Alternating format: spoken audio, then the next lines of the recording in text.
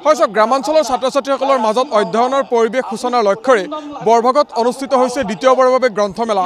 আৰু মোৰ পিছফালে আপোনালোকে দেখিবলৈ পাব 10খনৰো অধিক প্ৰকাশন গোষ্ঠীয়ে ইয়াৰ যিসমূহ তেওঁলোকৰ প্ৰকাশিত গ্ৰন্থ সেই গ্ৰন্থসমূহৰ তেওঁলোকে ইয়াত বিপণী উলিওৱা পৰিলক্ষিত হৈছে। ভিডিঅ' জাৰ্নেলিষ্ট মোৰ পৰাগমণি দাসে সেই দৃশ্য দেখুৱাব। গোটেই কথাখিনি পাতিম আৰু গোটেই কথাখিনি পাতিবলৈ মোৰ লগত উদ্যোক্তাসকল আছে। প্ৰথমে আপোনাৰ ওচৰলৈ আহিছোঁ। দ্বিতীয়বাৰৰ বাবে বৰভাগত এটা আপোনালোকে উদ্যোগ লৈছে আৰু বৰভাগ গ্ৰন্থমেলা দ্বিতীয়বাৰৰ বাবে অনুষ্ঠিত হৈছে। কেনেকুৱা সঁহাৰি পাইছে আৰু এই গ্ৰন্থমেলাৰ উদ্দেশ্যটো ইতিমধ্যে কৈছোৱেই যে ছাত্ৰ ছাত্ৰী বা গাঁৱৰ ৰাইজৰ মাজত অধ্যয়নৰ এটা পৰিৱেশ সূচনা কৰা। হয়, আমি 2021 চনত প্ৰথম গ্ৰন্থমেলা অনুষ্ঠিত কৰিছিলোঁ বৰভাগত। তাৰ মূল উদ্দেশ্য আছিল যে বৰভাগ অঞ্চলত আমি এটা বৌদ্ধিক পৰিৱেশ সৃষ্টি কৰা, পঢ়ুৱৈ সৃষ্টি কৰা আৰু এটা গ্ৰন্থ আন্দোলনটোক আগুৱাই লৈ যোৱা। আৰু সেইবাৰ আমি যথেষ্ট সফল হৈছিলোঁ। আৰু দ্বিতীয়বাৰৰ কাৰণে আমি এইবাৰ 2023 বৰ্ষত পুনৰ গ্ৰন্থমেলা অনুষ্ঠিত কৰিছোঁ। আৰু এইবাৰ গ্ৰন্থমেলাটো আমি পঢ়ুৱৈসকলৰ পৰাই এই অঞ্চলৰ আমি যথেষ্টখিনি সঁহাৰি লাভ কৰিছোঁ। আৰু আমি অসমৰ বিভিন্ন আগশাৰীৰ গ্ৰন্থ প্ৰকাশন প্ৰতিষ্ঠানবিলাকে ইয়াত অংশগ্ৰহণ কৰিছে আৰু গ্ৰন্থ পঢ়ুৱৈসকলে আহি ইয়াত গ্ৰন্থ সংগ্ৰহ কৰিছে। অকল এইটোৱেই নহয় যে আমি এই গ্ৰন্থমেলাৰ সংগতি ৰাখি বিভিন্ন বৌদ্ধিক কাৰ্যসূচী ৰাখিছোঁ। ইতিমধ্যে আমাৰ সদৌ অসম ভেটি তৰ্ক প্ৰতিযোগিতা, কুইজ প্ৰতিযোগিতা আদিৰ দৰে অনুষ্ঠান হৈ গৈছে। আৰু অসমৰ যিখিনি বিশিষ্ট শিল্পী, বহুখিনি বিশিষ্ট শিল্পীও ইয়ালৈকে আহিছে আৰু তেওঁলোকৰ যি শিল্প সেই শিল্প পৰিৱেশন কৰিছে। মই আপোনাৰ পৰা অকণমান এটা কথা জানিব বিচাৰিম। চহৰত বা গুৱাহাটীত গ্ৰন্থমেলা হ'লে যথেষ্টখিনি ভিৰ দেখিবলৈ পোৱা যায়, কিন্তু গ্ৰামাঞ্চলত আপোনালোকে এই পৰিৱেশটো কেনেকুৱা পাইছে? এইটো ঠিক যে এতিয়া গুৱাহাটীৰ দৰে মহানগৰ যিবিলাক গ্ৰন্থমেলা অনুষ্ঠিত হয় তাত যিহেতু সমগ্ৰ উত্তৰ পূৰ্বাঞ্চলৰ লোকে আহে, তাত তুলনামূলকভাৱে আমাৰ ইয়াতকৈ ভিৰ বেছি হয়। কিন্তু আমি গ্ৰামাঞ্চল হ'লেও ইয়াত কিন্তু আমি গ্ৰন্থ প্ৰেমীৰ আমি ভিৰ দেখা পাইছোঁ আৰু তেওঁলোক আহিছে আৰু ইয়াত গ্ৰন্থ ক্ৰয় কৰাটো আমাৰ পৰিলক্ষিত হৈছে। নিঃসন্দেহে মোৰ লগত যুৱ উদ্যোক্তাসকল আছে। অকণমান আপোনাৰ ওচৰলৈ আহিছোঁ। আপোনালোকে দিন ৰাতি একাকাৰ কৰি যথেষ্টখিনি কষ্ট কৰিছে আৰু তাৰ মাজত এই ধৰণে গ্ৰন্থমেলা অনুষ্ঠিত হৈছে। নিজে এগৰাকী ছাত্ৰ আছিলে সময়ত আৰু আজি এই ধৰণে ছাত্ৰ ছাত্ৰীসকল ওলাই আহিছে গ্ৰন্থমেলাৰ বাকৰিলৈ। কি ক'ব বিচাৰে? আচলতে 2021 চনত সন্ধান বৰভাগ কলেজ আৰু আৰ্যভট্ট বিজ্ঞান কেন্দ্ৰ নলবাৰীয়ে উদ্যোগ লৈছিলোঁ।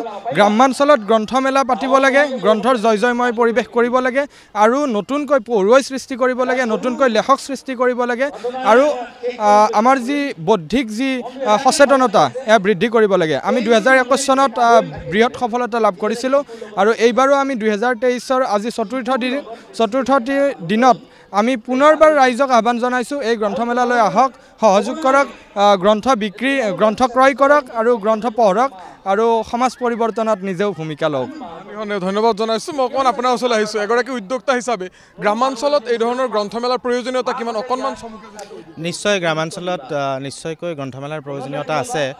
কাৰণ দূৰ দূৰণিৰ গাঁওসমূহৰ পৰা যিসকল পঢ়ুৱৈ আছে তেওঁলোকে চবেই গৈ পেলাই গুৱাহাটীৰ পৰা বা আমাৰ যিবিলাক মূল লোকেশ্যনত যিবিলাকত গ্ৰন্থমেলা হৈ আছে তালৈ হয়তো যাব নোৱাৰে বা আমাৰ স্থানীয়ভাৱে যিখিনি ছাত্ৰ ছাত্ৰী গ্ৰন্থৰ প্ৰতি আকৰ্ষিত ছাত্ৰ ছাত্ৰী সেইসকলক আমি এটা পৰিৱেশ দিয়াৰ কাৰণে বিভিন্ন অঞ্চলৰ এনেকুৱা ছাত্ৰ ছাত্ৰীখিনিক এটা পৰিৱেশ দিয়াৰ কাৰণে এনে গ্ৰামাঞ্চলত গ্ৰন্থমেলা অতিকৈ প্ৰয়োজন আছে।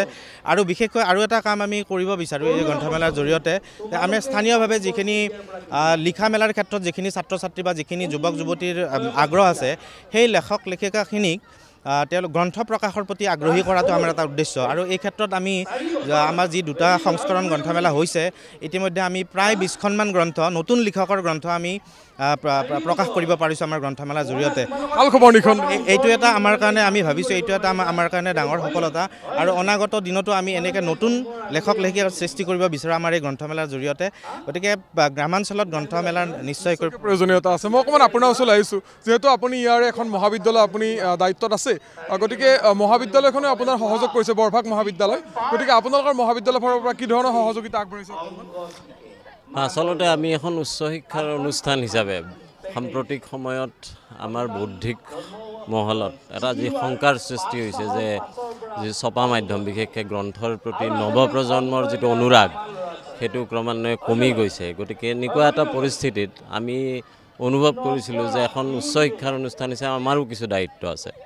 গতিকে এই যে গ্ৰন্থমেলাৰ যিটো ধাৰণা চিন্তা সেইটো আমাৰ মনলৈ আহিছিল, কিন্তু এনেকুৱা এটা বিশাল আয়োজন অকলে কৰাটো কিছু কঠিন। গতিকে আমি সন্ধান আৰ্যভট্ট বিজ্ঞান কেন্দ্ৰ আৰু আন কেইবাটাও সংগঠনৰ সহযোগত আমি এই গ্ৰন্থমেলা যোৱা 2021 চনৰ পৰা আয়োজন কৰিছোঁ। এয়া দ্বিতীয় বাৰ্ষিক আৰু আমি আশা কৰিছোঁ যে ক্ৰমান্বয়ে আমি গ্ৰন্থৰ প্ৰতি নৱপ্ৰজন্মৰ যিটো কমি যোৱা স্পৃহা সেইটো বৃদ্ধি কৰাত আমি সফল হ'ম আৰু এয়া দ্বিতীয় বাৰ্ষিক আৰু এই গ্ৰন্থমেলা চলি যাব।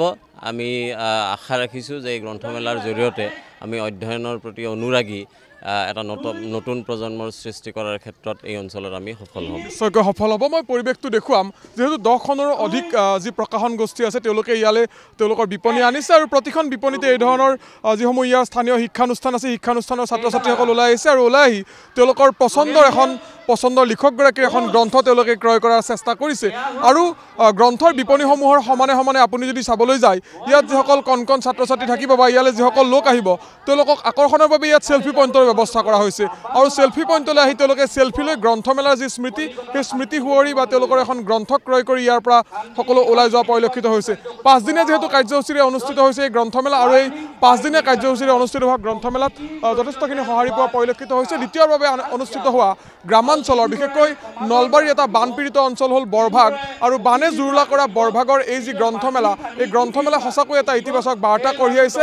এটা ইতিবাচক বাৰ্তা তেওঁলোকে বিলাই দিয়াৰ চেষ্টা কৰিছে নলবাৰীৰ বৰভাগৰ পৰা।